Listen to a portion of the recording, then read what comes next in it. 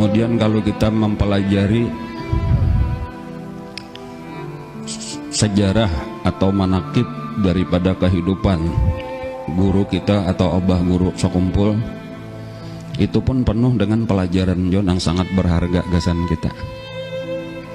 Dan inilah yang penting bagi kita untuk mengambil pelajaran itu, jangan sampai terlewatkan. Bahkan seharusnya pandangan mata hati kita itu nang terbanyak itu adalah kepada pertama guru kita, nang paling parak lawan kita. Kemudian ke atas daripada guru kita itu adalah Rasulullah sebagai contoh teladan kita. Jangan sampai perhatian kita atau pandangan kita itu lebih banyak kepada orang-orang nang ada di sekeliling kita, nang kawat dilihat oleh mata kepala kita. Jadi kalau kita melihat memperhatikan nang cuma dilihat, kawat dilihat oleh mata kita, karena kita tak pengaruh. Lalu jalan kita akhirnya kadang-kadang kita khawatirkan kada bujur lagi sesuai lawan nang diperintah oleh Allah Subhanahu wa taala.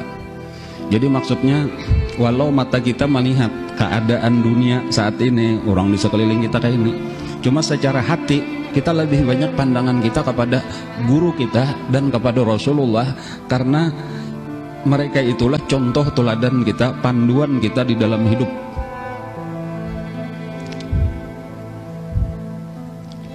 Orang-orang yang sudah terbukti berhasil, tuntung sudah menjalani kehidupan. Kalau ulun kada salah lah, Sayyidina Ali karamallahu aja kalau kada salah itu nang pernah mengucapkan kata-kata kayak itu. Pelajarilah sejarah kehidupan orang-orang yang sudah meninggal.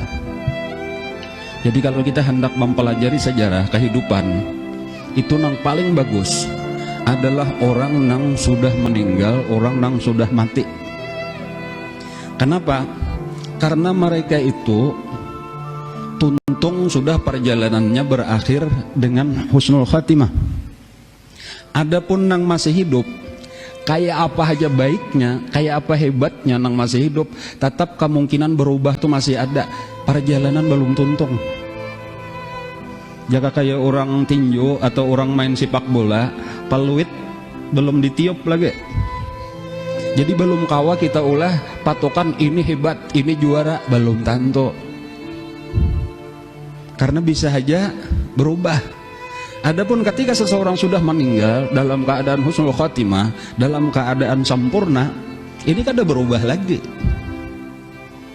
Jadi nang kawa kita ulah contoh sebenarnya adalah nang sudah mati, bukan orang nang hidup. Tetapi permasalahannya nang kita lihat sehari-hari orang nang hidup, nang mati malah kada kelihatan. Nah lalu kadang-kadang kita kada ingat lagi lawan nang mati ini karena nang dilihat nang hidup, lalu terperhatikan nang hidup, lalu kita berusaha mencontoh nang hidup, padahal nang hidup ini belum tentu kawa diulah contoh. Nah jadi inilah tadi diantara manfaatnya.